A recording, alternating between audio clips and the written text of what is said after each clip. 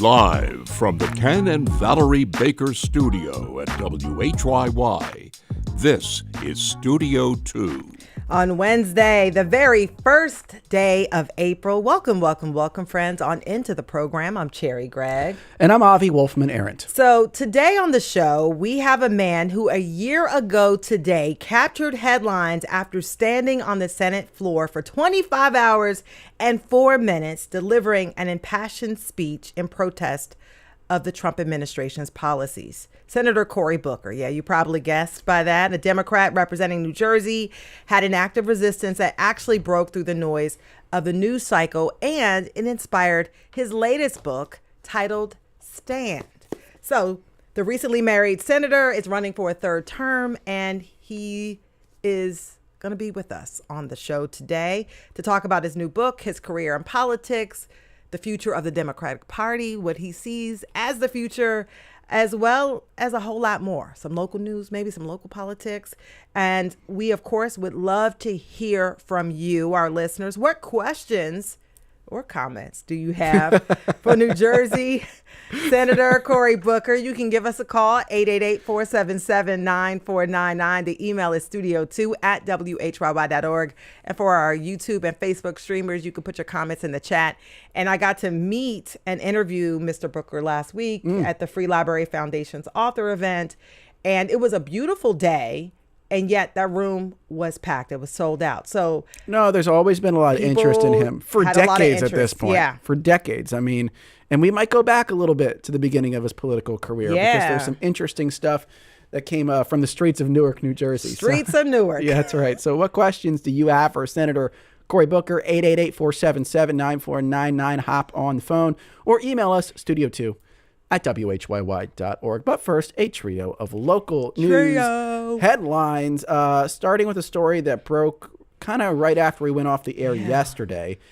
A federal judge approved the Trump administration's request to get information on Jewish faculty and staff at the University of Pennsylvania as part of a broader probe into anti-Semitism. Now, Penn has been fighting this subpoena by the EEOC that seeks personal information on people affiliated with Jewish groups on campus.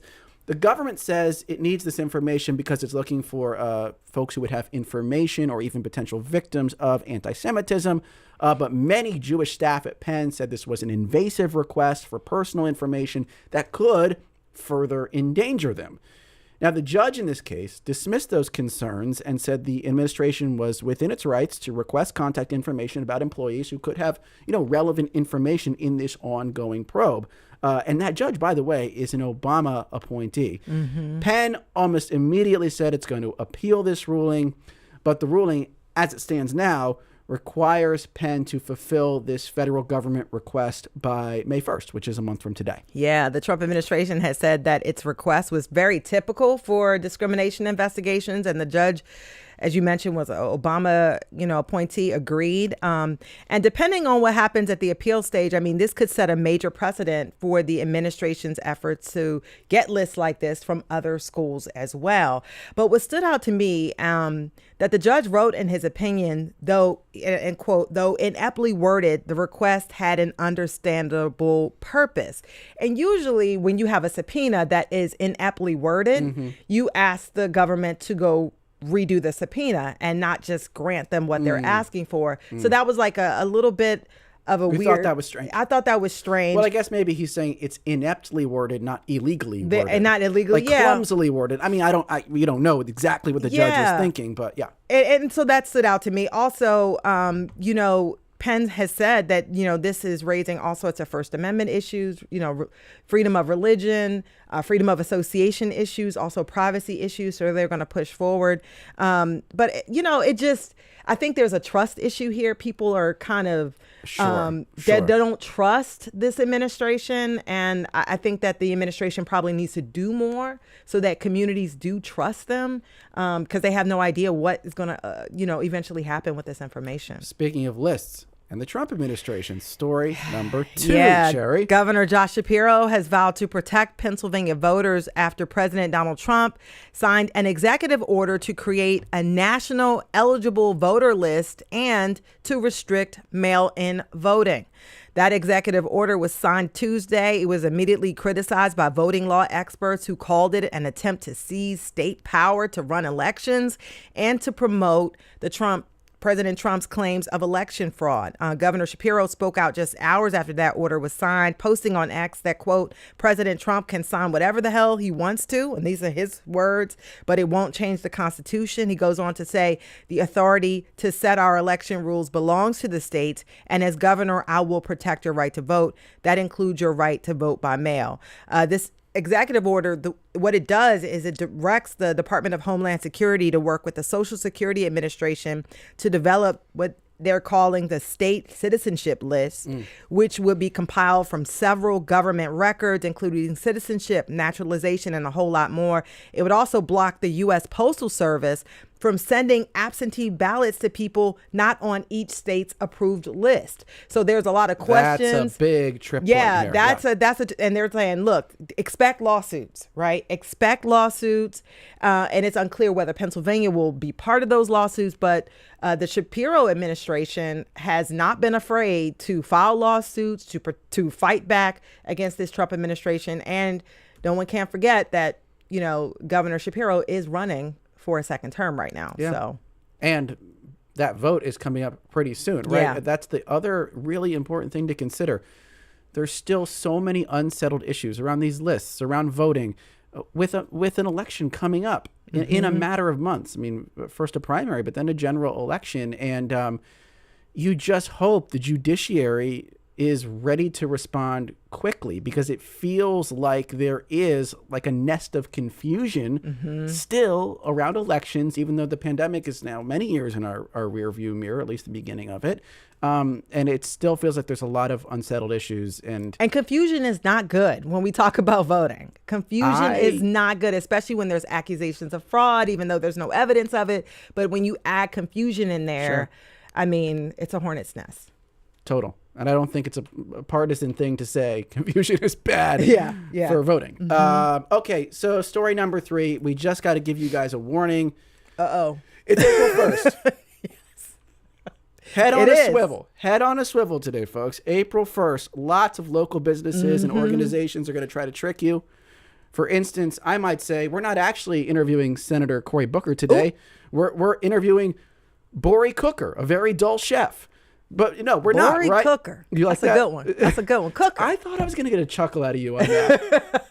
Well, that was a delayed chuckle. My bad. My bad. Okay. But a lot of folks out there are trying to trick you, not us. We're 100% serious all the time. Yes. Reading Terminal Market was trying to say people, it's pronounced Reading Terminal Market. Come on. That wasn't With a true. trademark sign, they thought they were going to get us. They thought they were going to get me. Chinatown restaurant Sankey said it was starting a duck robot delivery service, but they posted that a day early. That was a little tricky. I didn't like that. Okay, I'm going to give you, Cherry, 3 things posted today by local businesses, but one of them is real. So it's 2 fools and a truth, okay? All right. And see if you can figure it out. I'm ready. So here's the first one. The city plans to slightly widen Elfreth's Alley in Old City so that cars can pass 2 ways. That's number 1. You want to comment on that? Do you want to comment? Well, I'm looking at the picture that they have, and I know I've been down this area in Old City. It's really narrow. I don't know how they would do that. Yeah, okay. Number 2, the famed Magic Gardens on South Street will temporarily become a pool this summer. And actually, I think we have a clip for that one. Do we have a clip there? Let's play that clip. Guys, we're changing it up this year. We're going to open a pool. We're going to fill it up with water, and you can come and swim every day of the week. We're hiring lifeguards, so come on down, bring us your resume. 5 years lifeguarding experience necessary. Come on down. Okay. Well, I love it. They have the alligator, a blue alligator floaty wrapped around them. I love it. I would like that to be true. Yes. Okay. So you're rooting for that one. I'm rooting for that one. Yeah. Number 3, Crust Vegan Bakery is teaming up with Fishtown Pickles to create a pickled flavored Pop-Tart that they're going to serve alongside pickle lemonade. Look at that. We got a little image there. Look at that thing. Okay. So which one of those? Just a straight no. Which one of those is true? The thing I would want to be true would be Magic Gardens. Yeah. But the thing I think might be true is the Pop-Tart. It is. You are correct. That was, maybe I didn't make that hard. Did I make that too easy?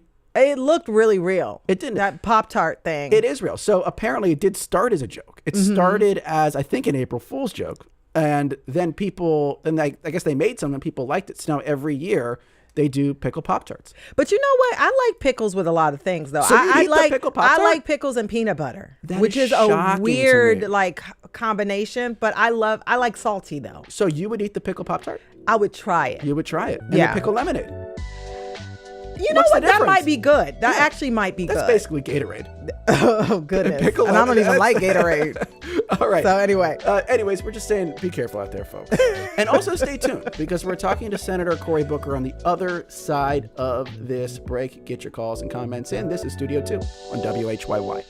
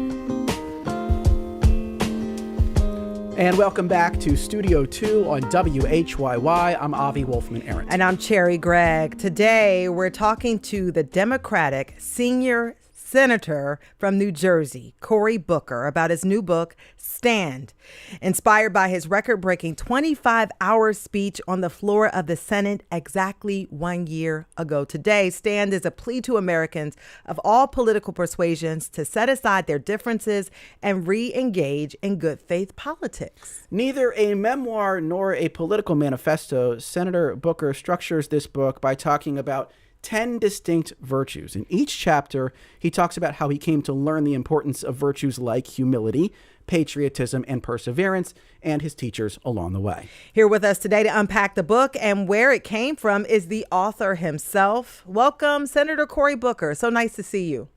I think Bori Cooker, as you said earlier, might be that. I want to meet that chef. Yeah, no, that could be a character, an alter ego of yours. Just think about it. Just Think about it. If I could cook. Well, maybe Bori Cooker is a bad cook. I mean, we'll workshop it later, okay? But Okay. We would love to, in the meantime, hear from our listeners this hour. What questions do you have for Senator Booker? Give us a call, 888-477-9499. Email studio2@whyy.org. Streaming YouTube, Facebook. Drop a comment in the chat.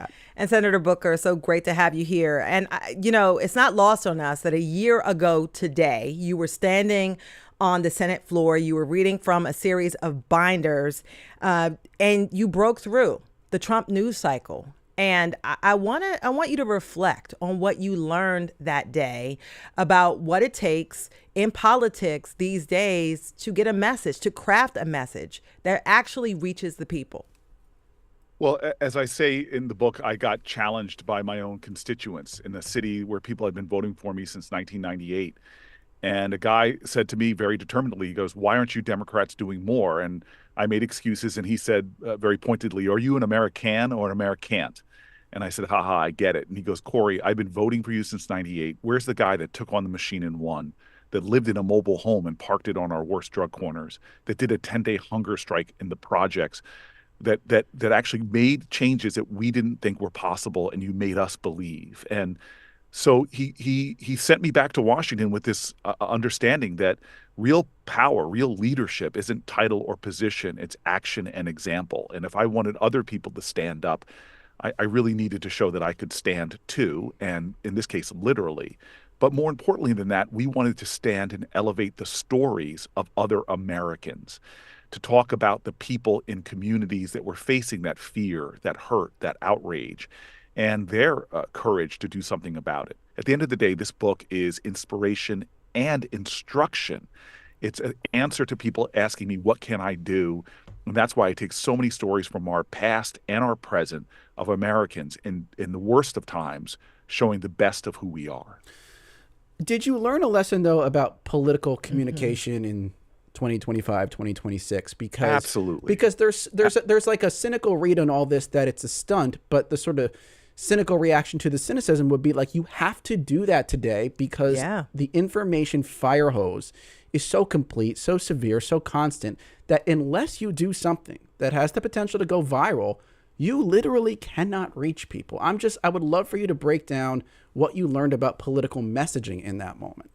Well, I just want to reinforce that we think everything we're facing is new, but activists of old had the same problem. How do you garner the attention of America and then prick their moral imagination, the conscience of a country?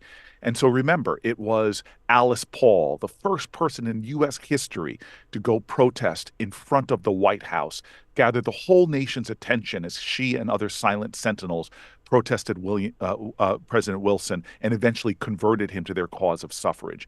It's the woman I write about who dislodged the Americans with Disability Act from Congress, finally got it to move because a young 9-year-old girl, Jennifer Keelan Chaffins, threw herself out of her wheelchair, crawled up the Capitol steps using her elbows and her chin. It's AIDS activists who, at a time that a president was showing savage indifference to the crisis of AIDS in America, who found such creative ways, like the AIDS quilt, to force America to confront it.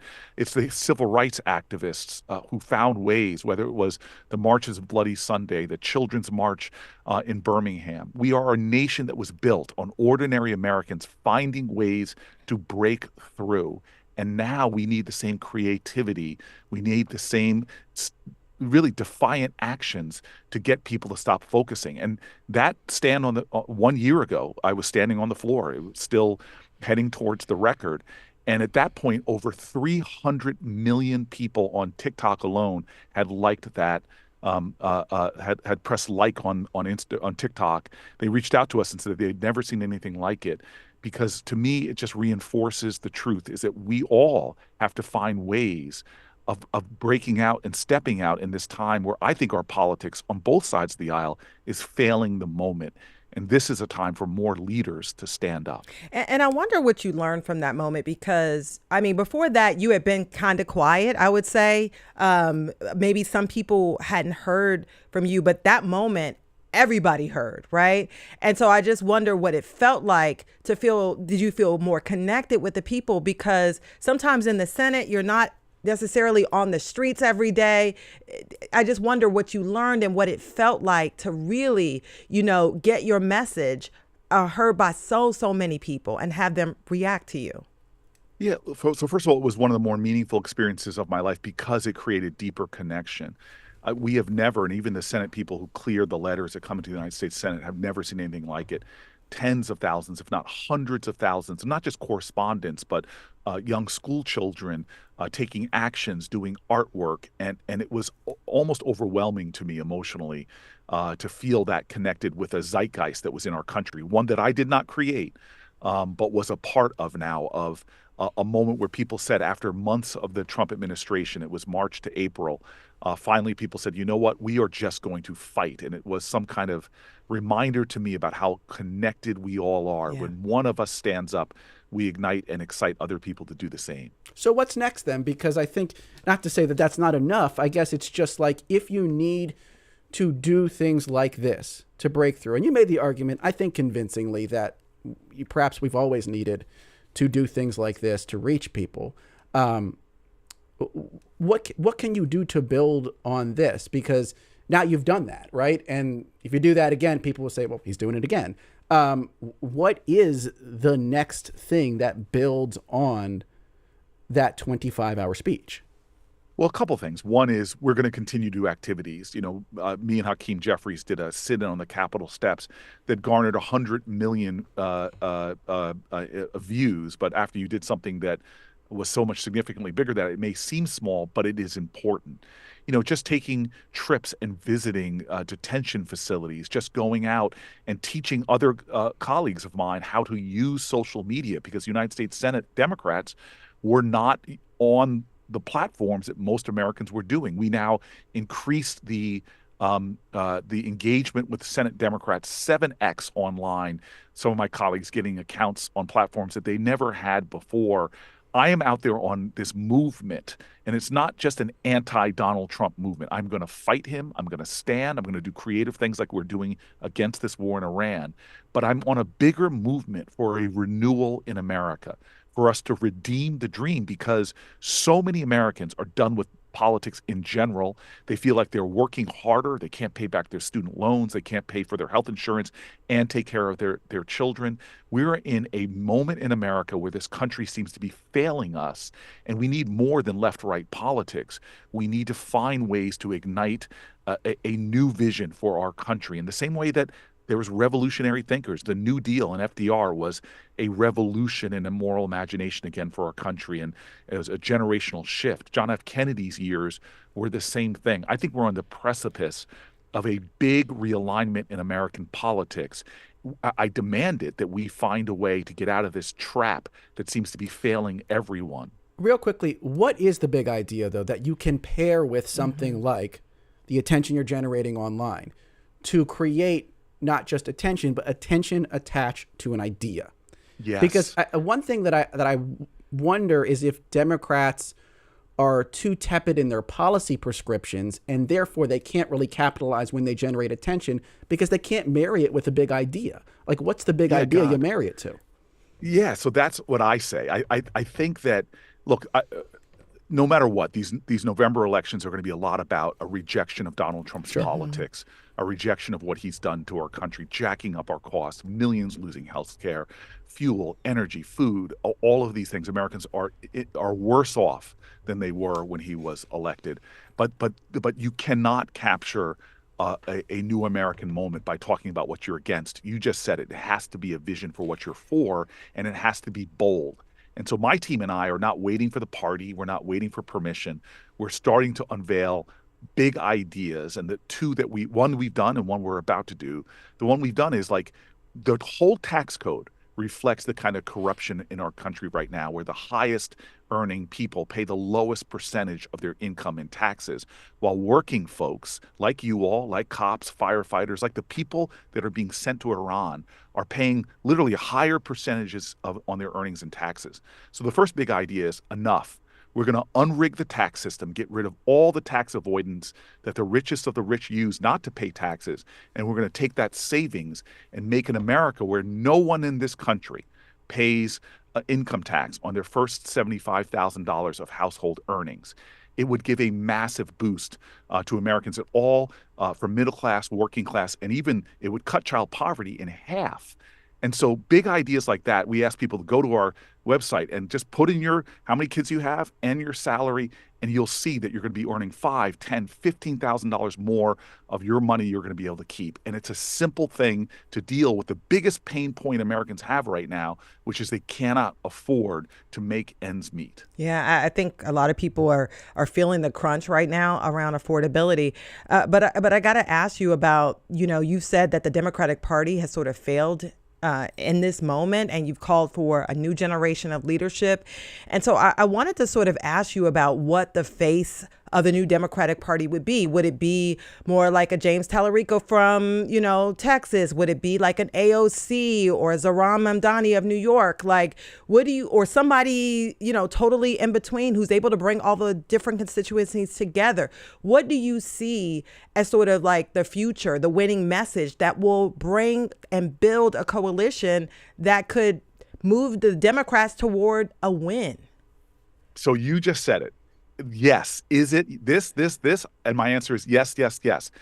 The Democratic Party, first of all, has to understand, if you are so ideologically pure that you say, I'm only going to let people in my coalition who agree with me on everything, you're going to have a very small coalition.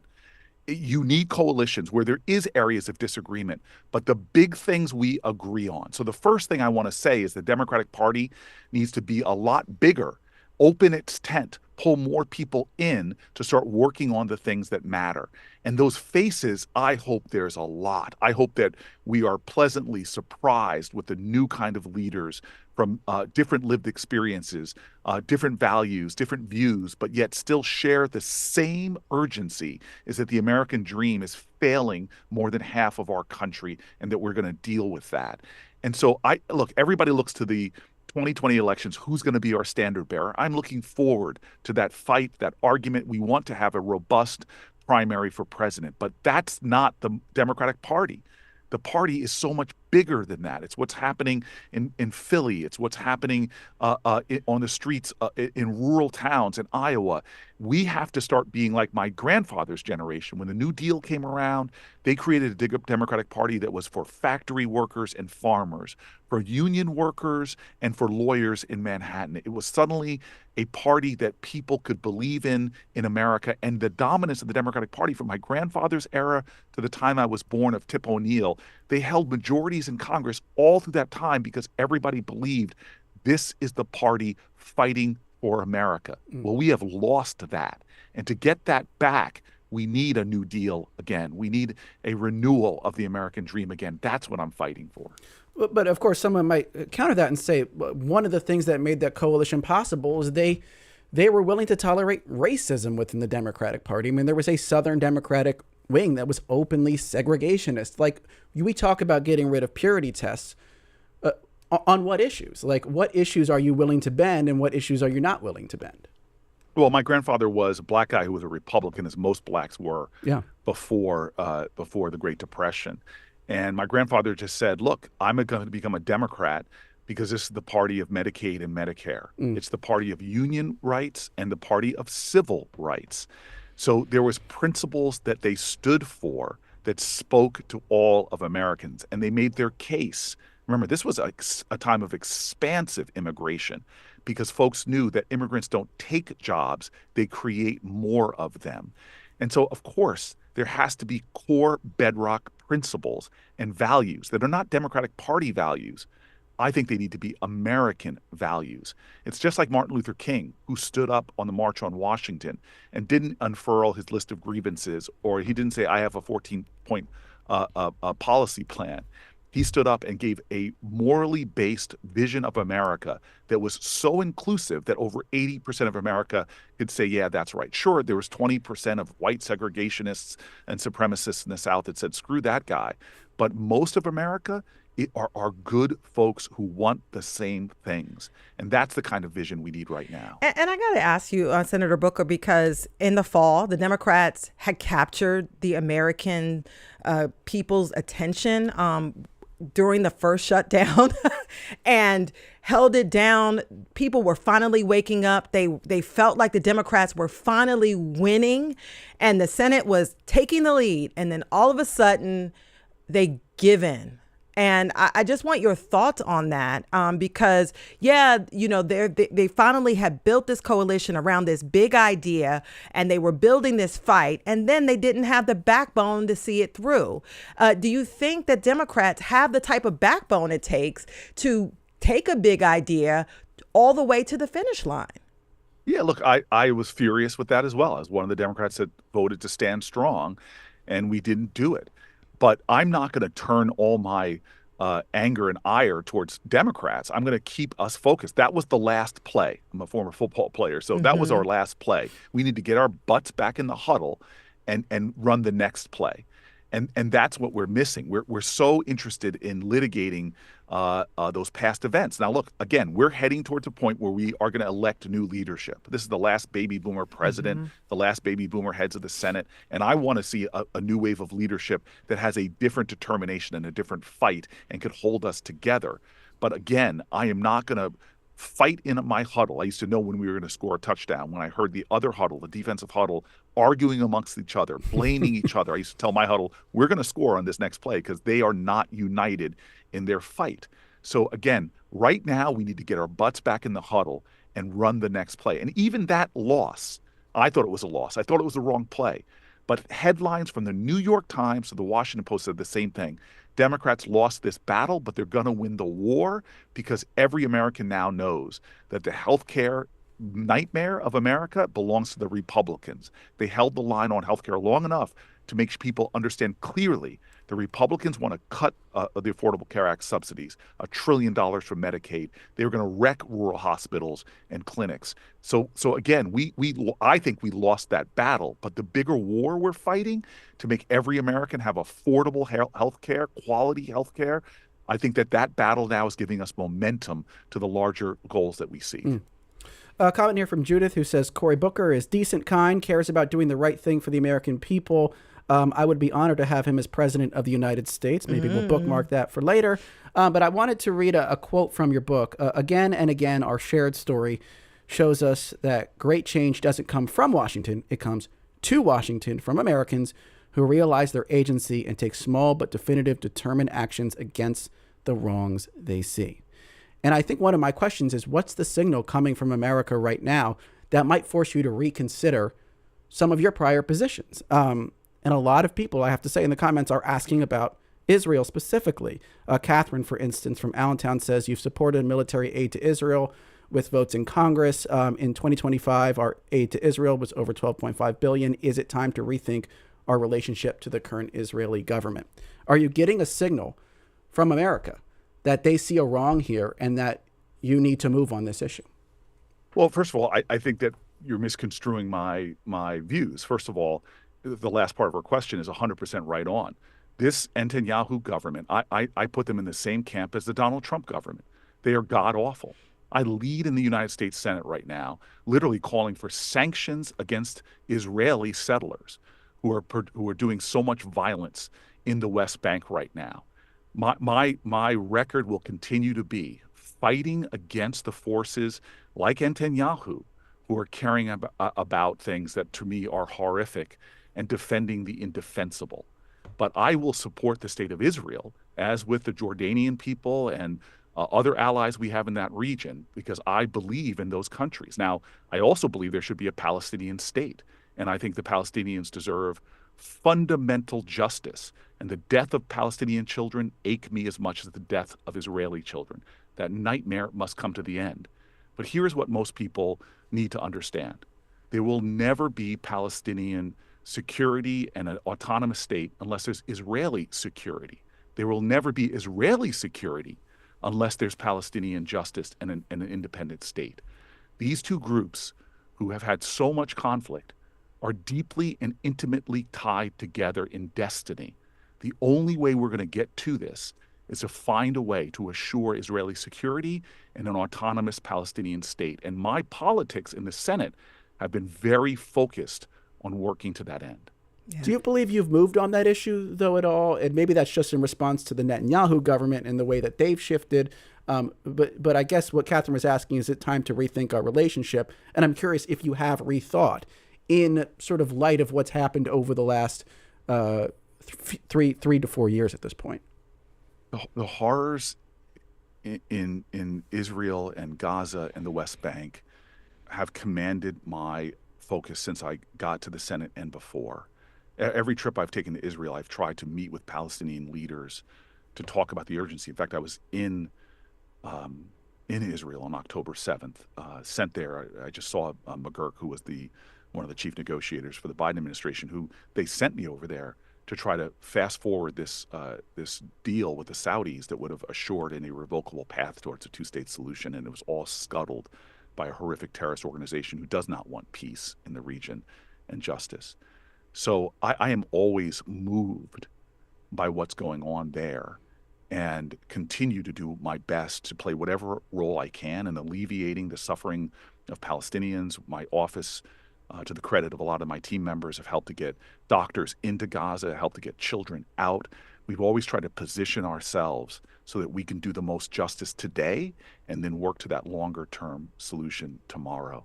And I want to say this because what also bothers me is, as much as we must be focused on justice in that region, there are so many other places in this world where there's horrific things that go on that have a painful indifference in this country.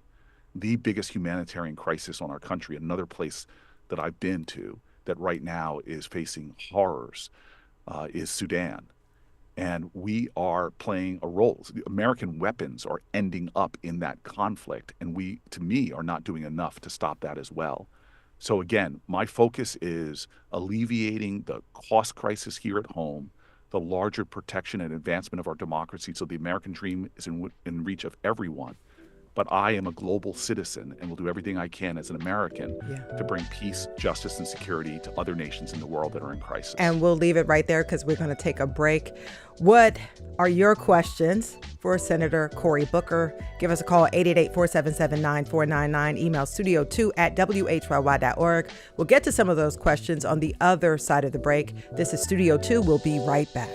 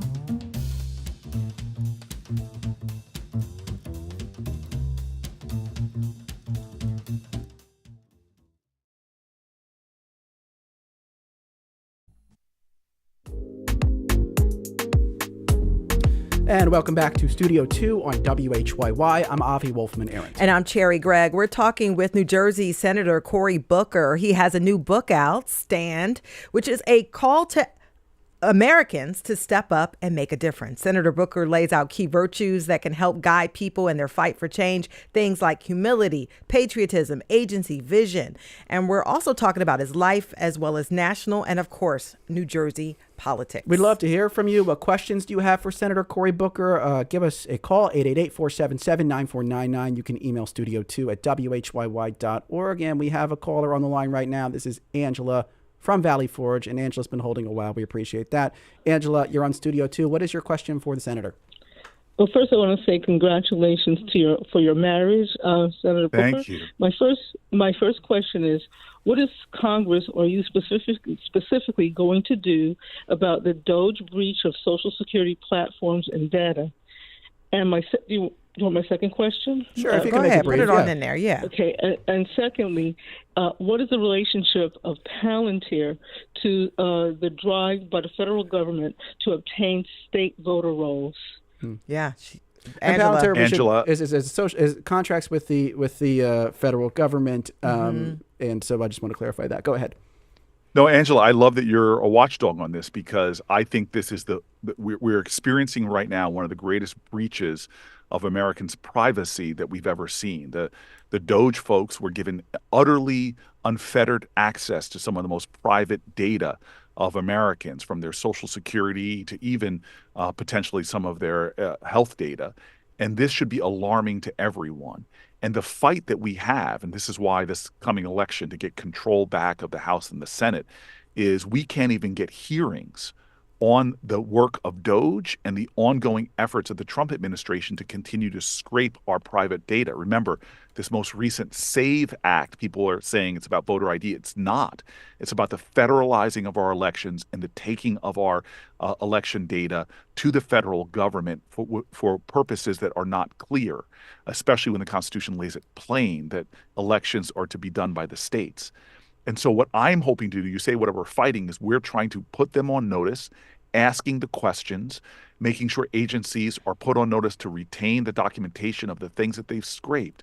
And my hope is that after November, we will have the power to launch investigations into these breaches of American privacy and bring to light all the things that they've been doing in darkness that violate not just Democrats, but violate all Americans who treasure one of the biggest ideals of our country, which is the right to privacy. Yeah, and you mentioned investigations. I wonder, to the extent that Democrats are able to arrest the majority when the midterms come, what would be the top 3 priorities? You mentioned this investigations, but what would be the big focus if the Democrats get that majority? Well, again, I know there's leaders in Congress, so I want to speak for this one Democrat about what my priorities are if we hold both houses. The first and foremost thing we should do is to show and expose the deep, crushing corruption that is undermining the public interest right now. This is a president who is letting the massive fraudsters of the American people, people that are driving up our costs, get out scot-free and allowing a lot of things that go on that are making it harder for Americans to make ends meet. Even just the mergers that Donald Trump is pushing to approve are going to drive up our costs. And those folks now don't believe they have to get approval from an outside regulatory agency. All they need to do is contribute to Donald Trump's ballroom or give money to his cryptocurrencies. The second thing we've got to do is hit that nail on the head.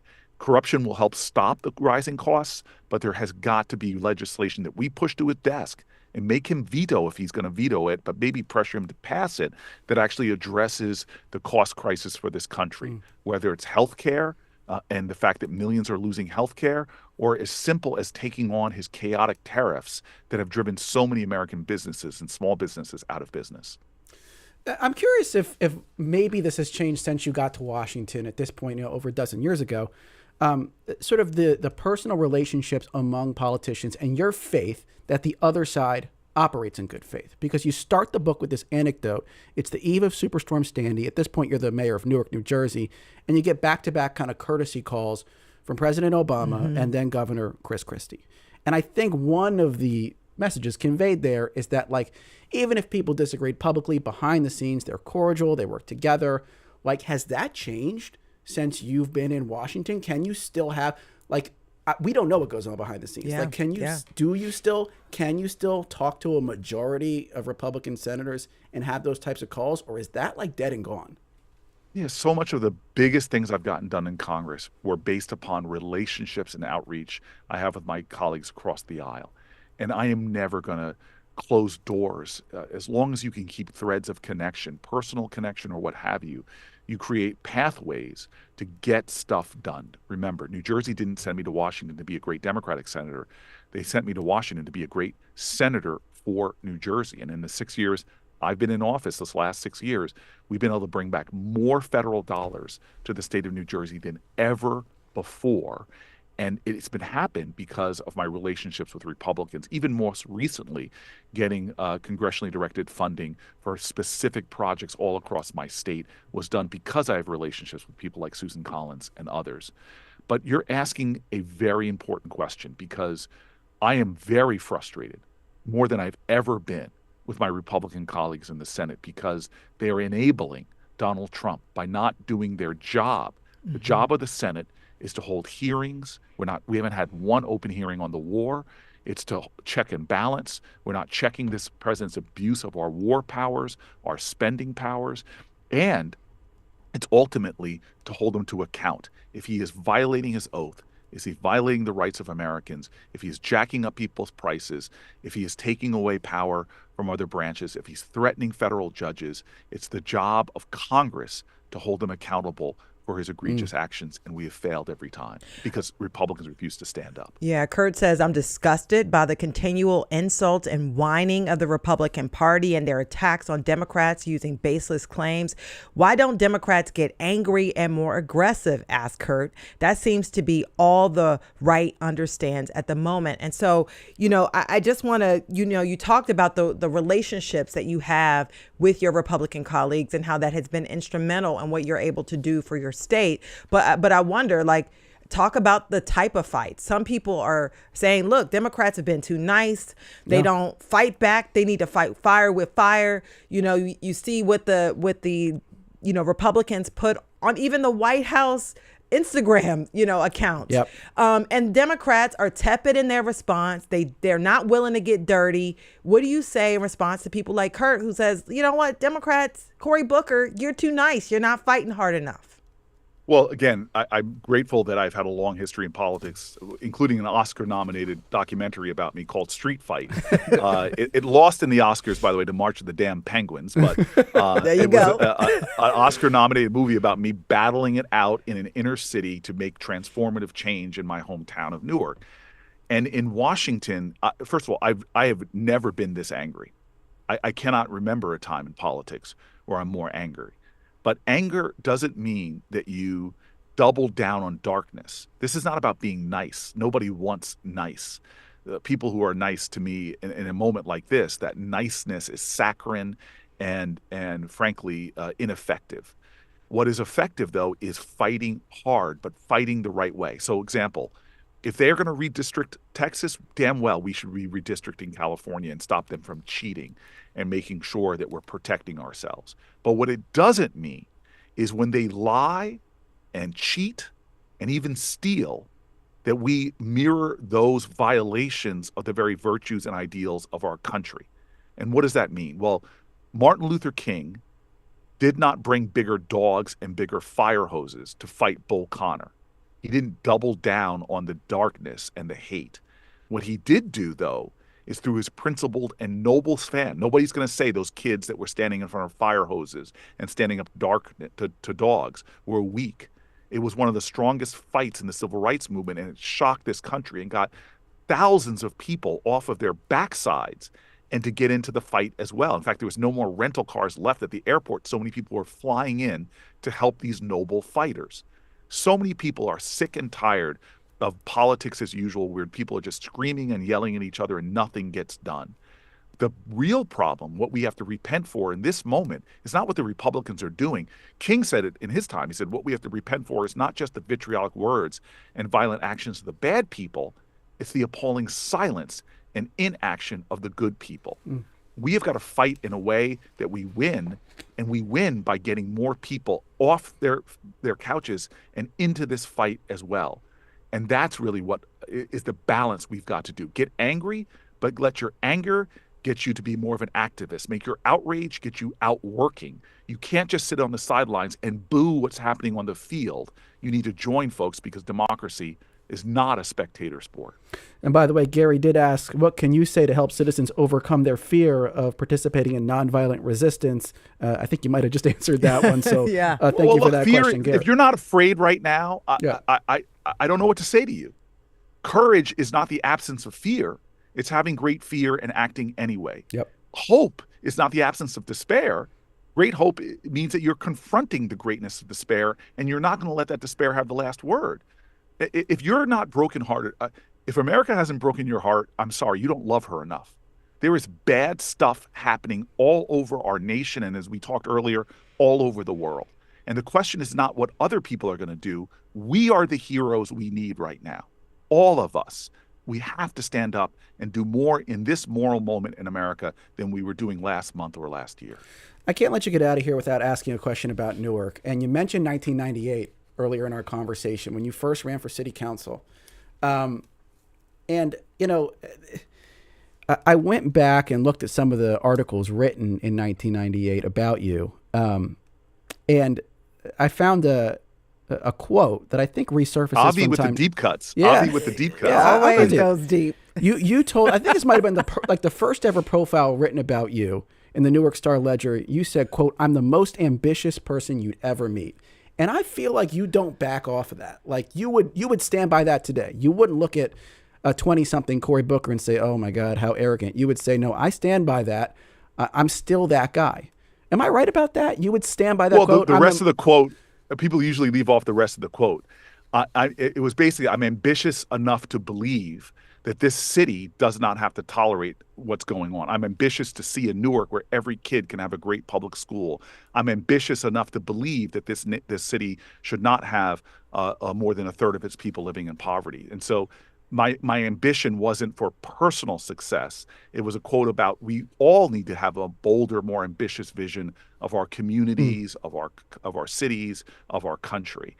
And so, yeah, my mom asked me when I was in law school. She said to me when I told her I didn't know what I wanted to do after law school, she asked me this question that now sits on my Senate desk. It is such an important, life-changing question to me. She asked me, Cory, I want you to make your decisions in life out of faith and not fear.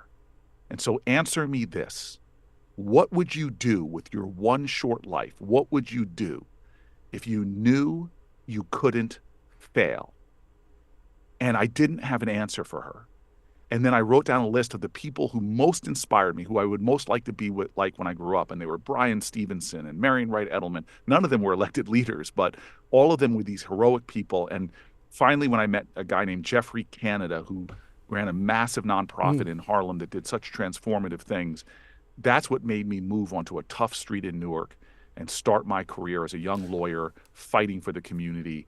And the best way to make God laugh is to make plans for yourself, because that 20-something-year-old kid on the street I still live off of, if they could look at the contributions I'm making right now, I hope and believe that he would look at the work that I'm doing as worthy, worthy in a still great cause of our country. One quick follow-up about that 98 race. I also found that you ran some ads that just said, Cory Booker wants to talk with every voter in the Central Ward. Yes. Call him. And it was your number.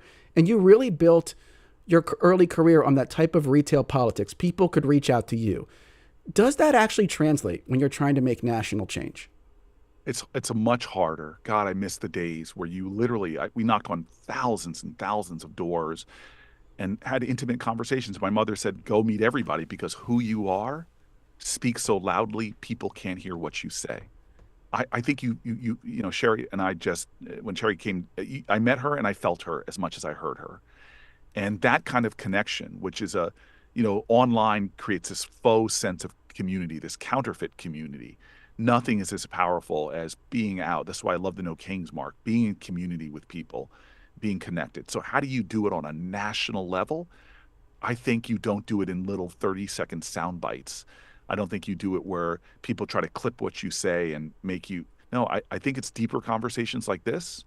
I think I tell my Senate colleagues who I push to get more engaged online, I said, you need to be authentic as possible. Let people see your faults and foibles as much as your triumphs and vision.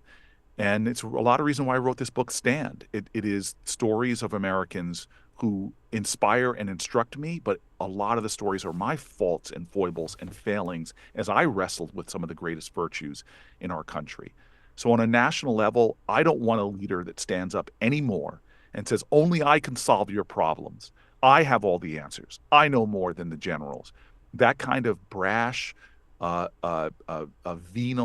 braggadociousness, mendaciousness is not what we need from leadership. We need real people who stand up and are not afraid to show their scars, their wounds, and their work still to be done. But to say, I am with you in community, I'm with you in cause, and we are still a nation that stands for a higher purpose, and we can get there together. We together can honor our ancestors by doing things that others think are impossible. Well, there it is. There it is. Senator Cory Booker from the great state of New Jersey, thank you so much for your time today on Studio 2. The book is called Avi, Stand. Cherry, thank you for giving me the opportunity to talk with you for a little bit. Thank you so much. And thanks so much to Lester, Evan, Barbara, Susan, Anthony, and Hannah. I'm so sorry we could not get to your calls. Thank you to everybody who wrote in. Hopefully we covered many of your questions. And of course, we got to say thank you to Debbie Builder, Andreas Copes, and Hazel May Bryan, our producers. Tina Calicay and Al Banks engineered today's show. Mike Schiffler is our visual producer. Our executive producer is Kevin McCory. From Studio 2, I'm Cherry Gregg. And I'm Avi Wolfman Arent. We'll talk to you tomorrow. And tomorrow at noon, we're going to get some reaction and analysis to President Trump's address expected tonight about the future of the NATO alliance and the war in Iran. Yes, and be sure to subscribe to our podcast feed on whichever app that you are using. You can also check us out on YouTube for all our radio listeners. That's where we are. And make sure you leave a review to boost our algorithm on the podcast apps. But coming up next, we have Here and Now. See you tomorrow on the radio.